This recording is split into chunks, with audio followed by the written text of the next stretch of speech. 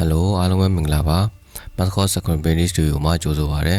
အခုတစ်ခေါက်ကတော့ကျွန်တော်ကော်ပြာနဲ့ Dichromo မိုင်ရောစံနီးကိုမျှဝေပေးမှာဖြစ်ပါတယ်ကော်ပြာရောစံရာမှာလိုတာတွေကတော့ဘူးကွန်တစ်ခုလိုမယ်မှွေတန်းလိုမယ်ကျွန်တော်တို့ကော်ပြာတစ်ခုလိုမယ်ကော်ပြာကိုအချောက်ခံမှုအတွက်ကျွန်တော်တို့ dryer တစ်ခုလိုမယ်ပြောကြတော့ကော်ပြာချိန်မှုအတွက်ဇွန်းလိုမယ်ကုတ်တာတစ်ခုလိုမယ်ကျွန်တော်ဒီနေရာမှာကုတ်တာကိုအသွားနှစ်ဖက်ပါတဲ့ကုတ်တာကိုအသုံးပြုထားတာဖြစ်ပါတယ်ပြီးရင်ကျွန်တော်တို့ကော်ပြာလိုမယ်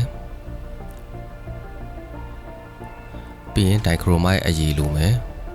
ဒီနေရာမှာကျွန်တော်တို့အမှုန်သုံးလေရရနော်ကော်ပြာနဲ့ Dichromo ကိုရောဆက်ဖို့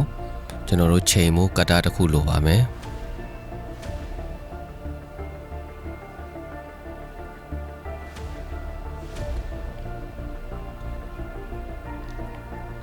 ပြီးရင်ကျွန်တော်တို့ဘောင်ကူးဖို့ဒီဇိုင်းဖလင်လိုပါမယ်ဒီဒီဇိုင်းဖလင်ကိုထုတ်တဲ့အခါမှာလည်းကျွန်တော်တို့ဖလင်တိုင်းမှာတူညီတဲ့ point တွေကိုထည့်သွင်းပေးဖို့လိုပါမယ်နောက်တစ်ခုကကျွန်တော်တို့ဒီဇိုင်းပုံတိုင်းမှာဘာရောင်လဲဆိုတာကိုရေးပေးထားဖို့လိုအပ်ပါမယ်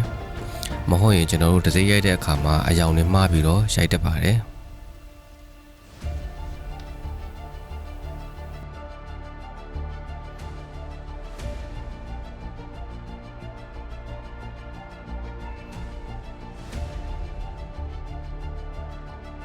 ကျွန်တော်တို့ပစ္စည်းတွေဆိုရင်ကော်ပြာစဆက်ပါမယ်ကျွန်တော်တို့ကော်ပြာမဆက်ခင်မှာပထမဆုံးလုပ်ရမယ့်အလုပ်ကကော်ပြာထည့်မဲ့ခွက်ရဲ့အလေးချိန်ကိုချိန်ရပါမယ်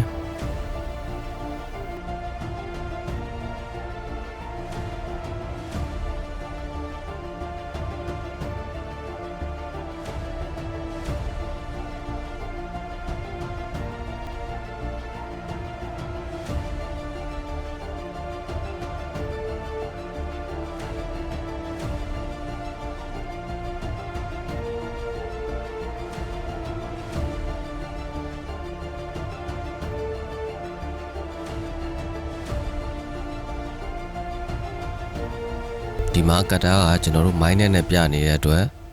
ဒီ0ကိုပြန်နှိပ်ပေးမယ်နော်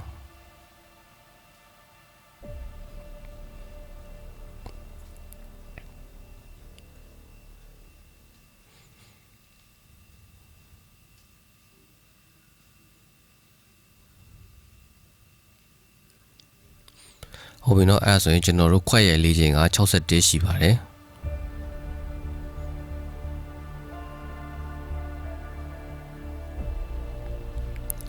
ပြီးရင်ကျွန်တော်တို့ဘောင်က9ပေါင်9မှာဆိုတော့ကြတော့ကျွန်တော်တို့ကော်ပြာ9စွန်းထည့်ပါမယ်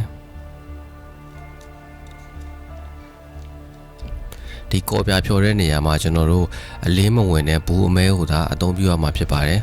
ကျွန်တော်ကအခုတင်တန်းပေးနေတာမလို့တင်တန်းသားတွေမြင်သာအောင်လို့ကျွန်တော်ဘူးအကြည့်ရောင်နဲ့ပြပေးထားတာဖြစ်ပါတယ်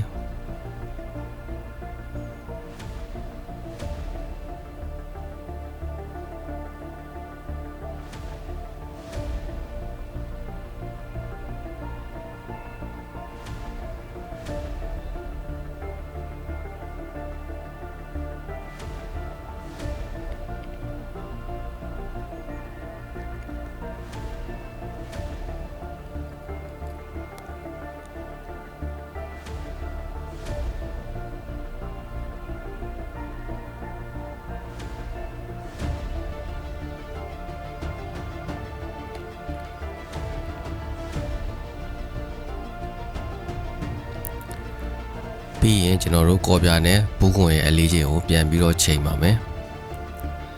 ပြီးရင်ရလာတဲ့အလေးချိန်နေရာမှာကျွန်တော်တို့ဘူးကွန်ရဲ့အလေးချိန်ကိုနှုတ်ပေးရမှာပဲဖြစ်ပါတယ်ဘူးကွန်ရဲ့အလေးချိန်ကိုနှုတ်ပေးမှသာလျှင်ကျွန်တော်တို့ကော်ပြာတီးတန်းရဲ့အလေးချိန်ကိုရရှိမှာဖြစ်ပါတယ်ဒီမှာကကျွန်တော်တို့စုစုပေါင်းက345ရှိတယ်ဘူးကွန်345ရှိတယ်ဘူးကွန်ရဲ့အလေးချိန်က61ရှိတယ်เนาะနှုတ်ပေးလိုက်မယ်အဲဆို284ရမယ်ပြီးရင်ကျွန်တော်တို့ရလာတဲ့အလေးချိန်ကို30နဲ့စားပါမယ်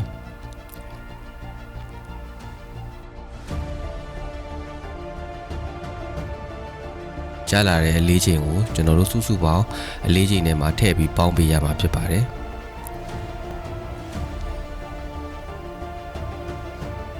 အဲ့ဒါဆိုရင်ကျွန်တော်တို့ဒီဒိုင်ခရိုမိုက်ရောရမယ်10စားတစ်စားရပြီပဲဖြစ်ပါတယ်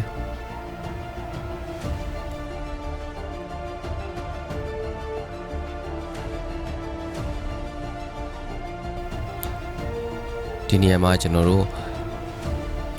383.4ဖြစ်နေရနော်.4ဆိုရင်383နဲ့ပဲထားလိုက်ရပါတယ်နော်.5နဲ့အထက်တွေဆိုရင်5ဒါမှမဟုတ်အထက်တွေဆိုရင်384ထားလို့ရမယ်နော်ဒီနေရာမှာကျွန်တော်ရောလိုက်တာနည်းနည်းလက်လွန်သွားတာဖြစ်တဲ့အတွက်384ဖြစ်သွားတယ်ရတဲ့ကိစ္စမရှိဘူးနော်နည်းနည်းလောက်ပိုသွားတာပြဿနာမရှိဘူးပြီးရင်ကျွန်တော်တို့တေချာတမအောင်မွေပေးဖို့လိုပါမယ်မွေတဲ့နေရာမှာလည်းကျွန်တော်တို့တေချာမွေနော်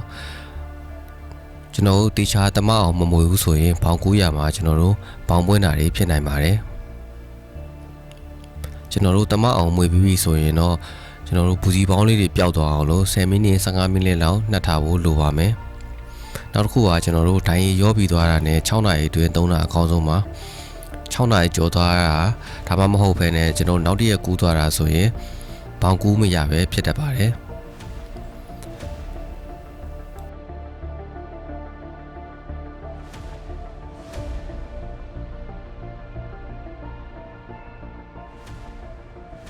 အဲ့ဒါဆိုရင်တော့ကျွန်တော်တို့ကော်ပြာနဲ့ဒိုင်ခရိုမိုက်ရောစက်တဲ့သင်ခန်းစာလေးကိုဒီမှာပဲဆုံးသက်ပါမယ်အားလုံးကျေးဇူးတင်ပါတယ်